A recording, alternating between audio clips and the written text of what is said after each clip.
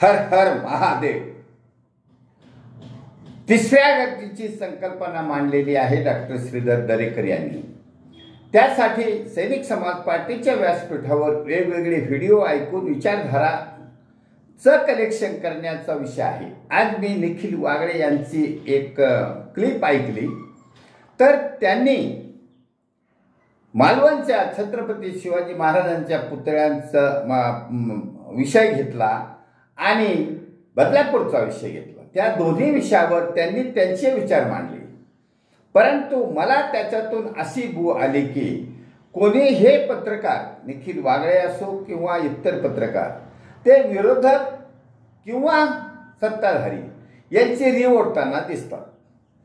असू द्या त्यामुळे, परंतु अशा घटनामुळे आम समाजातील नागरिक भरडला जात आहे। आम समाजातील नागरिकांच्या कराच्या पैशाचा अपव्यय होत आहे। आम समाजातील नागरिकांच्या मुलीबाळींवर अन्याय होत आहे। आम समाजाच्या नागरिकांच्या भावना दुखवल्या जात आहेत, पैसे जात आहेत। या सर्वांचा विचार मात्र कोणी करताना दिसत नाही। त्यामुळे आम समाजाला जागृत करण्याचं कार्य सैनिक समाज पार्टीने केलेला आहे।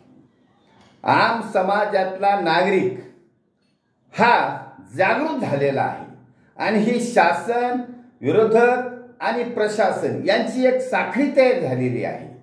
त्यांच्यातच लढाई सुरू झालेली आहे। ते जरतरच्या लढाया आहेत, परंतु जो भरडल्या जाणारा समाज आहे, आम समाज आहे, तो मात्र वंचित राहिला आहे। त्याला पुढे आणण्यासाठी सैनिक समाज पार्टी आहे। सैनिक समाज पार्टीने आम समाजातल्या नागरिकाला जागृत केले आहे। आम समाजातील नागरिकांनो अन्याय सहन करू नका। आता जरी पत्रकारिता किंवा टीव्ही चॅनल, बॅनरबाजी, पैसे, काळा पैसा हे तुमच्याकडे नाही, हरकत नाही, नॉट नेसेसरी। सायन्स युग आलेला आहे। तुम्ही आम्ही रोज एकमेकाला भेटू शकतो सोशल मीडियाच्या मार्फत आणि सोशल मीडिया ही एक तुमच्यासाठी एक देणगी आलेली आहे। एकमेकाला भेटण्याची, विचार मांडण्याची, विचाराचं देवाणघेवाण करण्याची संधी आलेली आहे आणि तीच नस सैनिक समाज पार्टीने पकडलेली आहे। त्यामुळे सैनिक समाज पार्टीने आम समाजातील नागरिकांना या सर्वांचं ऐकू नका।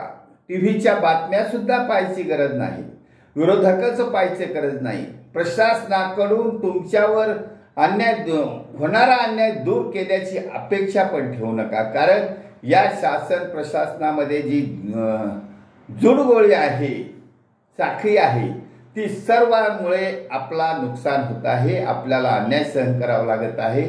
स्वातंत्र्य भारतात सुद्धा आपण अंडर प्रेशर आहोत। याच्यासाठी तुम्ही जागृत व्हा, सैनिक समाज पार्टी बरोबर जोडा आणि तिसऱ्या आघाडीबरोबर जोडा, कारण ही तिसरी आघाडी आम समाजातील नागरिकांची पार्टी होणार आहे आणि तुम्हाला थेट आमदार, खासदार, मंत्री करणार आहे। तुम्हीच तुमच्या जीवनाचं शिल्पकार, तुम्हीच तुमच्या सरकारचे मंत्री हा एक पायंडा घेऊन आलेली आहे आणि त्यामुळे आम समाजातली ही तिसरी आघाडी नक्कीच आम समाजाचं सरकार आणणार आहे। छत्रपती शिवाजी महाराजांच्या राज्याची पुनरावृत्ती करणार आहे। म्हणून ह्या दोन्ही गोष्टी सैनिक समाज पार्टी ह्या तिसऱ्या आघाडी बरोबर आपल्याबरोबर आहे।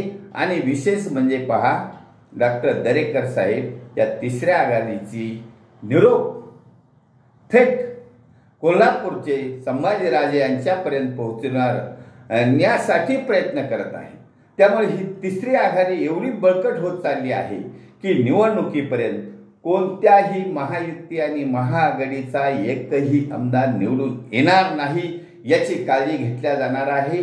आणि महाआघाडीचे सर्वचे सर्व नेते, महायुतीचे सर्वचे सर्व नेते यांचा सफाया होणार आहे आणि तिसऱ्या आघाडीचं सरकार येणार आहे, सैनिक समाज पार्टीचं सरकार येणार आहे, हे आम समाजातील नागरिकांचं सरकार येणार आहे आणि हीच आमची छत्रपती शिवाजी महाराजांच्या रयतेच्या राज्याची पुनरावृत्ती होणार आहे।